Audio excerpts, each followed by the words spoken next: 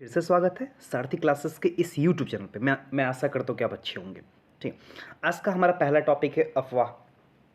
क्योंकि हम एनसीईआरटी के 9 क्लास के हम 2 चैप्टर पे बात कर चुके हैं, तो आज इसलिए हम एनसीईआरटी के तीसरे चैप्टर बात करेंगे। और अभी हम जिस विषय पर चर्चा कर रहे हैं वो विषय हमारा ज्योग्राफी है, यानी भूगोल है।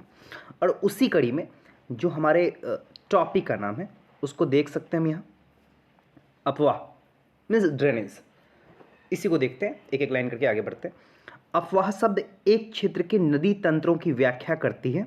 भारत के भौतिक मानचित्र को देखिए, आप पाएंगे कि विभिन्न दिशाओं से छोटी छोटी धाराएं आकर एक साथ मिल जाती है तथा एक मुख्य नदी का निर्माण करती है। देखिए यहाँ काफ़ी चीज़ स्पष्ट कर चुका है, यानी ये कहा जा रहा है, थोड़ा गौर से देखेंगे, विभिन्न दिशाओं से छोटी धाराएं एक साथ आके मिल जाती है और एक मुख्य नदी का निर्माण करती है। देखिए कैसे, इस चीज़ को थोड़ा और अच्छे से हम समझ लेते हैं। देखिए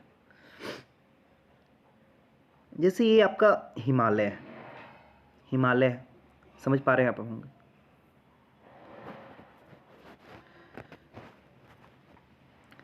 यहाँ से क्या हो रही है, आपकी कई नदियाँ निकल रही है, इधर से भी आ रही है, इधर से भी आ रही है, इधर से भी आ रही है।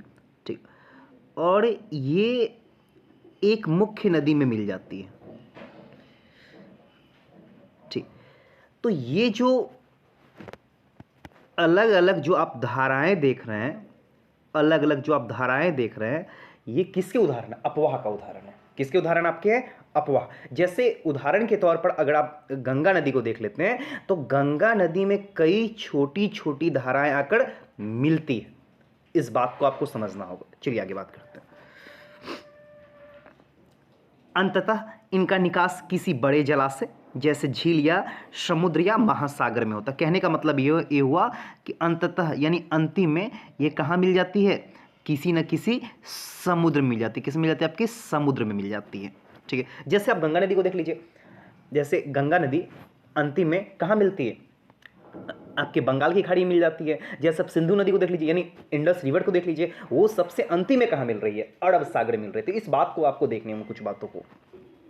ठीक, एक नदी तंत्र द्वारा जिस क्षेत्र का जल प्रवाहित होता है उसे अपवाह द्रोणी कहते हैं। यानी कहने का मतलब ये हुआ कि जहाँ से बाबू एक नदी तंत्र अपने क्षेत्र से बाबू जल को लेकर जाता, उसको क्या कहते हैं? अपवाह द्रोणी कहते हैं। ठीक, मानचित्र का अवलोकन करने का ये पता चलता है कि कोई भी ऊंचा क्षेत्र जैसे पर्वत या उच्च भूमि दो पड़ोसी अपवाह द्रोणियों को एक दूसरे से अलग करता है।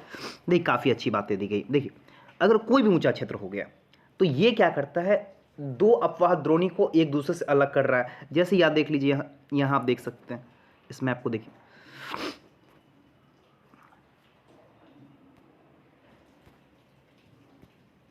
देखिए इसको पूरा आप देखिए अच्छे से।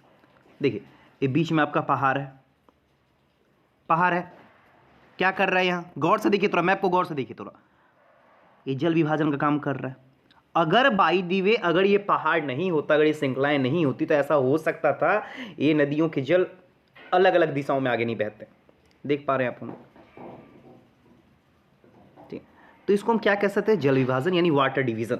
क्या कह सकते हैं? Water division. आगे देखिए, इस प्रकार की उच्च भूमि को आप क्या कहते हैं? जल विभाजक कहते हैं, जो हम 3.1 में देख सकते हैं। ठीक है, अब यहाँ दिया भी गया है, क्या आप जानते हैं? डू यू नो विश्व की सबसे बड़ी अपवाह द्रोणी किसकी है? अमेजन नदी की। किसकी है? अमेजन नदी की। ठीक है, और उसी समय एक नीचे क्वेश्चन दिया गया है, ज्ञात कीजिए भारत में किस नदी की अपवाह द्रोणी सबसे बड़ी है? तो गंगा नदी की। वैसे अगर आप देखेंगे कि ब्रह्मपुत्र की लंबाई गंगा से बड़ी है। जैसे आप सिंधु को देखेंगे तो उसकी लंबाई गंगा से आपको बड़ी नजर आती है, लेकिन जो सिंधु की जो अफवाह है, जो सबसे ज़्यादा अफवाह करती है, वो पाकिस्तान में अफवाह करती है। अब ब्रह्मपुत्र का भी अधिकांश भाग आपका तिब्बत में कर रहा है, तो इसलिए हम भारत का जो सबसे बड़ा अफवाह द्रोणी हम किसको मानते हैं? गंगा को मानते हैं। आगे देख लीजिए, भारत के अफवाह तंत्र देख लेते हैं इसको। अगला टॉपिक है भारत में अपवाह तंत्र, इसको देख लीजिए। भारत के अपवाह तंत्र का नियंत्रण मुख्यतः भौगोलिक आकृतियों के द्वारा होता है। इस आधार पे भारतीय नदियों को दो वर्गों में विभाजित किया जाता है। कहने का मतलब ये हुआ कि भारत की नदियां जो एक जगह से दूसरे जगह जा रही है, नदियां नहीं, यानी भारत में नदियों के जल जो आपके एक जगह से दूसरे जगह जा रही है, हम उसको कितने भागों में बांट सकते हैं? दो भागों में बांट सकते हैं विशेष रूप से। एग्जाम्पल को देख लीजिए आप, जैसे आप, ये आपका हिमालय क्षेत्र है, तो एक नदियां तो हिमालय क्षेत्र से निकल रही है, एक नदियां कहां से निकल रही है? आपकी हिमालय क्षेत्र से निकल रही है, और एक आपकी कहां से निकल रही है? प्रायद्वीपीय भारत से। प्रायद्वीप का मतलब आपको पता है ना, जिसके जिसके तीन ओर से क्या हो? जल हो। ठीक, तो भारत के अपवाह तंत्र को समझने हैं तो आप इसको कितने हिसाब से समझ सकते हैं? दो हिसाब से समझ सकते हैं, यानी हिमालय की नदियां और प्रायद्वीपीय नदियां। चलिए आगे चलते हैं। भारत के दो मुख्य भौगोलिक क्षेत्रों से उत्पन्न होने के कारण हिमालय तथा प्रायद्वीपीय नदियां एक दूसरे से भिन्न हैं। यानी कहने का मतलब ये हुआ, अगर आप इसे कंपेयर भी करते हैं, अगर दोनों नदियों को अगर आप कंपेयर भी करते हैं तो दोनों नदियों में अपने आप को डिफरेंसेस आपको नजर आ सकता है। क्यों? क्योंकि एक नदियां आपको निकल रही हिमालय से और एक नदी आपको कहां से निकल रही है? प्रायद्वीप से निकल रही है। ऑफकोर्स एक चीज और आपको कॉमन सेंस, मेरे शब्दों को गौर से ध्यान दीजिएगा। तो जो नदियां हिमालय से निकलती है उसके स्रोत दो होते हैं, एक होते हैं बर्फों का पिघलना यानी स्नो मेल्टिंग, और एक होते हैं वर्षा के जल। तो यहाँ जो आपकी हिमालय नदियां होती हैं, यानी जो हिमालय से जो नदियां निकलती हैं उसके स्रोत दो होते हैं। ठीक, लेकिन जो प्रायद्वीप भारत की जो नदियां होती है, यानी जो भारत की दक्षिण भारत की जो नदियां होती हैं, विशेष रूप से जो आपके पश्चिमी घाट से निकलती है, जो पूर्वी घाट से निकलती हैं, उसके स्रोत सिर्फ एक है, विशेष रूप से वर्षा के जल। इसलिए अगर आप देखेंगे हिमालय नदियों को जब आप देखते हैं तो कहीं ना कहीं वहाँ आपको जो जल क्या होते हैं? 12 मासी होते हैं, यानी साल भर होते हैं। जैसे आप गंगा नदी उदाहरण है, जैसे गंगा नदी में आप देखेंगे वहाँ जल कम हो जाते हैं लेकिन सूखती नहीं है। लेकिन अगर आप प्रायद्वीपीय नदियों को देखते हैं, विशेष रूप से एग्जाम्पल के रूप में गोदावरी को देख लीजिए, कृष्णा को देख लीजिए, महानदी को देख लीजिए, कावेरी को देख लीजिए, फिर आप नर्मदा तापी को देख लीजिए, ये सारे बाबू किसके उदाहरण? पेनिसुलर मीन्स प्रायद्वीपीय नदियों के उदाहरण। एक छोटी सी बातें हमने आपको सिर्फ बताया है। आगे देख लीजिए, इसमें दिया गया है, देखिए शब्द, हिमालय की अधिकतर नदियां क्या है? 12 मासी। 12 मासी मीन्स 12 महीने रहने वाले जल। ठीक है, इनमें वर्ष भर पानी रहता है क्योंकि इन्हें वर्षा के अतिरिक्त ऊंचे पर्वतों से पिघलने वाले किसके द्वारा बाबू? हिम द्वारा। Him means ice, snow, him द्वारा भी जल प्राप्त होता है, जो हम पहले ही बता चुके हैं। हिमालय की दो मुख्य नदियां सिंधु तथा ब्रह्मपुत्र इस पर्वतीय श्रृंखला के उत्तरी भाग से निकलती हैं। कहने का मतलब ये हुआ कि दो नदियां ऐसी हैं, एक आपका सिंधु मीन्स इंडस और एक आपका क्या? ब्रह्मपुत्र, जो कहां से निकल रही है? उत्तरी भाग से। इन नदियों ने पर्वतों को काट कर गॉर्ज का निर्माण किसका कर दिया? आपका गॉर्ज। गॉर्ज में इसका था बड़े बड़े गड्ढे। ठीक है, गॉर्ज का निर्माण कर दिया है। हिमालय की नदियां अपनी उत्पत्ति के स्थान से लेकर समुद्र तक के लंबे रास्ते को तय करती। बात तो सही है, यानी कहने का मतलब ये हुआ कि जब नदियां आपके हिमालय पर्वतमाला से निकल रही है और जब अब ये समुद्र में मिलती है तो इस समय आपके काफ़ी लंबे यात्रा को आगे सफ़र करती है। देख लीजिए, ठीक, आगे देख लीजिए। ये अपने मार्ग के ऊपरी भागों में तीव्र अपर्दन क्रिया करती है। यानी कहने का मतलब ये हुआ कि जहां से ये नदियां जो निकलती है क्या करती है? काफ़ी अपर्दन क्रिया करती है। अपर्दन क्रिया का मतलब होता है कि एक जगह से दूसरे जगह अवसादों को ले जाना। अवसाद में सेडिमेंट्स, और एक किस रूप में हो सकते हैं? मिट्टी रूप में हो सकते हैं, पत्थर के रूप में हो सकते हैं, गुलाज़िम के रूप में हो सकते हैं। तो जिस हम गॉर्ज के बारे में बात कर रहे थे, यहाँ देख ले सकते हैं, आप देख सकते हैं, देख लीजिए, ये आपका क्या है? गॉर्ज है ना, दो पहाड़ों के बीच में नदियां जा रही है। ठीक, आगे चलिए, थोड़ा देखिए नदी का थोड़ा विशेषता है, थोड़ा देख सकते हैं आप। यहाँ देखिए, इसको थोड़ा गौर से, अगर आप गौर से देखें तो नदियों की विशेषताओं को आप देख सकते हैं थोड़ा। देखिए नदी का स्रोत है, ऊपरी भाग है, मध्य भाग है, फिर आपका विसर्प है, गोखुर झीलें हैं, निचला भाग है, फिर आप डेल्टा है। क्योंकि डेल्टा सबसे अंतिम में बनती है, क्योंकि इस समय आपके कहीं ना कहीं जो नदियों के जो ढाल होते हैं वे काफ़ी कम हो जाते हैं। ठीक, आगे देखते हैं। तथा अपने साथ भारी मात्रा में सिल्ट एवं बालू का संवहन करती है। मध्य एवं निचले भागों में ये नदियां विसर्प विसर्प गोखुर झीलें अपने बाढ़ वाले मैदानों में बहुत सारे आए अन्य निक्षेप आकृतियों का निर्माण करती है। ये पूर्ण विकसित डेल्टाओं का भी निर्माण करती है। कहने का मतलब ये हुआ कि जो आप हिमालय नदियों को देखते हैं तो आपको कौन कौन सी विशेषताएं नजर आ सकते हैं? विसर्प नजर आ सकता है, गोखुर झीलें आ सकते हैं, और साथ में बाढ़ वाले मैदानों में और अन्य अन्य प्रकार की आपकी निक्षेपण की आकृतियों का निर्माण करता है। ठीक है, जो आप डायग्राम 3.3 में देख चुके हैं। आगे देखिए, अधिकतर प्रायद्वीपीय नदियां क्या होती है आपकी? मौसमी होती। क्या होती है आपकी? मौसमी, यानी सीजनल, क्योंकि इनका प्रवाह वर्षा पर निर्भर करता है। क्योंकि हम पहले ही बता चुके हैं कि जो आपके प्रायद्वीपीय जो नदियां होती है उसमें जो जल किस कारण रहती है? वर्षा के कारण होती है। शुष्क मौसम में बड़ी नदियों का जल भी घटकर छोटी धाराओं में बहने लगता है। हिमालय नदियों की तुलना में प्रायद्वीप नदियों की लंबाई कम और छिछली है। यानी कहने का मतलब ये हुआ, अगर आप हिमालय नदियों को कंपेयर करें, अगर आप हिमालय नदियों को किससे कंपेयर करें? प्रायद्वीपीय नदियों से कंपेयर करेंगे तो आपके प्रायद्वीपीय नदियां क्या नजर आती है? छोटी नजर आती है। फिर भी इनमें से कुछ केंद्रीय उच्चभूमि से निकलती है, कुछ नदी आपकी कहां से निकलती है? सेंट्रल हाईलैंड से। कहां से निकलती है? आपके सेंट्रल हाईलैंड, तथा पश्चिम की ओर बहती है। यानी कहां से निकल रही है? आपकी सेंट्रल हाईलैंड से निकल रही है। देखिए यहां देखिए,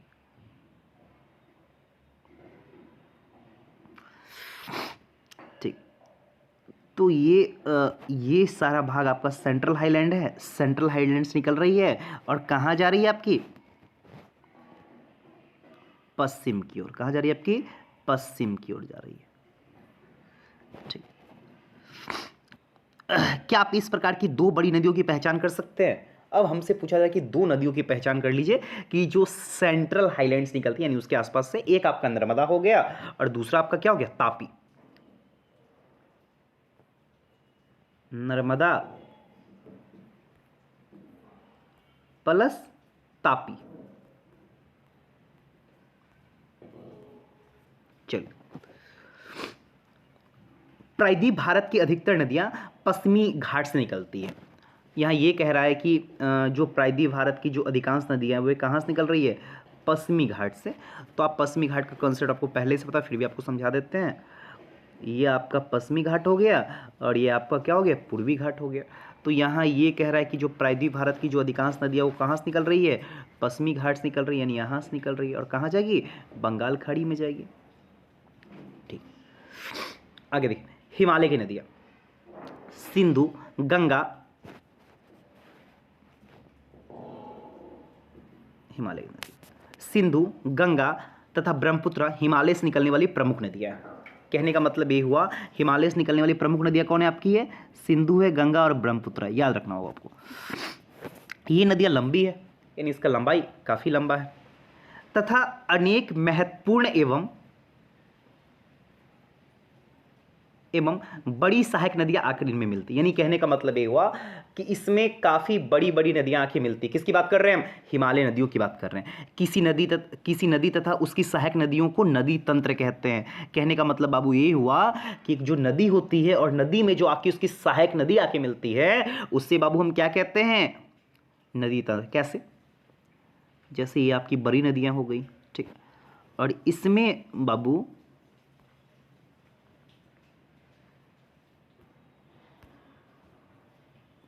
जो आके छोटी छोटी नदियाँ मिलेगी तो इस बाबू पूरे को हम क्या कहेंगे? River system. क्या कह सकते हैं हम इसे? रिवर सिस्टम कह सकते हैं, रिवर सिस्टम। ठीक, आगे देख, हमारा पहला टॉपिक बाबू क्या है नदियों में? सिंधु नदी तंत्र। देख लीजिए, सिंधु नदी देख सकते हैं। देखिए, सिंधु नदी का उद्गम मानसरोवर झील के निकट तिब्बत में है। बाबू ये कहाँ से निकल रही है आपकी?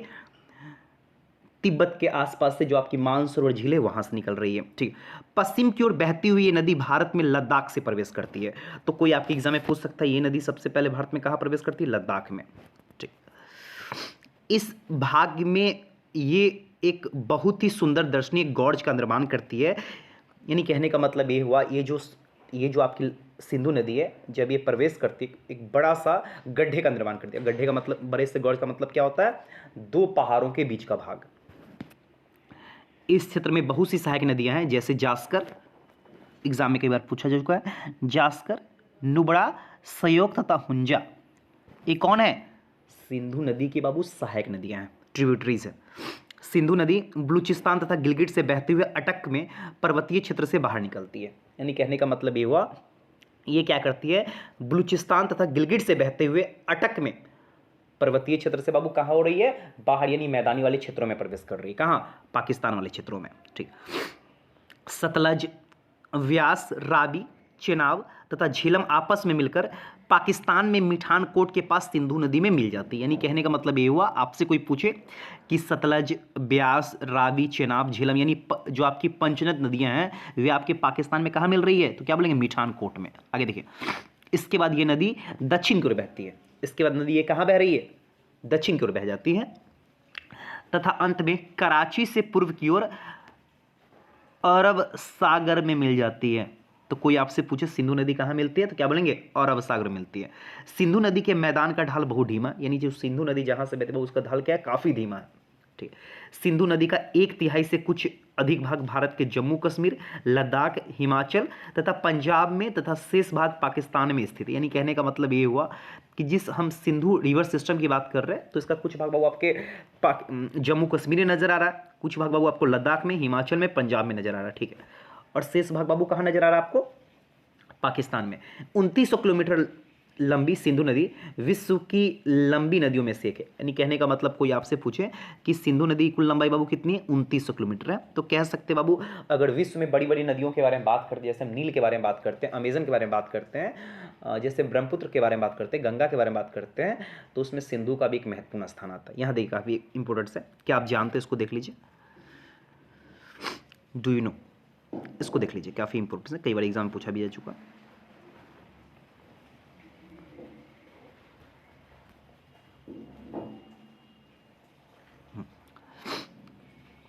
सिंधु जल समझौता संधि के अनुच्छेद 1960 के अनुसार भारत इस नदी प्रक्रम के संपूर्ण जल का केवल 20% जल उपयोग कर सकता है। यानी कहने का मतलब ये हुआ कि जो सिंधु नदी के जो भी सहायक नदियां हैं, ठीक, तो इसके संपूर्ण जल के बारे में बात करेंगे, यानी इसके संपूर्ण जल के बारे में बात करेंगे, तो मात्र इसके 20% जल का बाबू उपयोग कौन करेगा, भारत कर सकता है। इस जल का उपयोग हम कहाँ करते हैं, पंजाब में करते हैं, हरियाणा में करते हैं, राजस्थान में करते हैं, दक्षिण पश्चिम भाग में बाबू हम सिंचाई के लिए उपयोग करते हैं। तो ये कोई पूछे कि सिंधु नदी जल समझौता बाबू किसके किसके बीच में हुआ, तो क्या बोलेंगे, भारत और पाकिस्तान के बीच में हुआ है, और ये कब हुआ है, 1960 में हुआ है। तो मैं आशा करता हूँ कि ये हमारा जो पहल है, विशेष रूप से एनसीईआरटी के लिए। देखिए, एनसीईआरटी का मतलब है कि एक एक लाइन पढ़ना, एक एक लाइन आपको समझाना, ठीक है। तो इसके आगे जब हम अगले क्लास में जब हम आएंगे, तो हम आपसे आगे गंगा नदी तंत्र के बारे में बात करेंगे, और भी नदियों के जो तंत्र है अलग अलग, उसके बारे में बात करेंगे। आज के लिए इतना ही, शुभ प्रभात।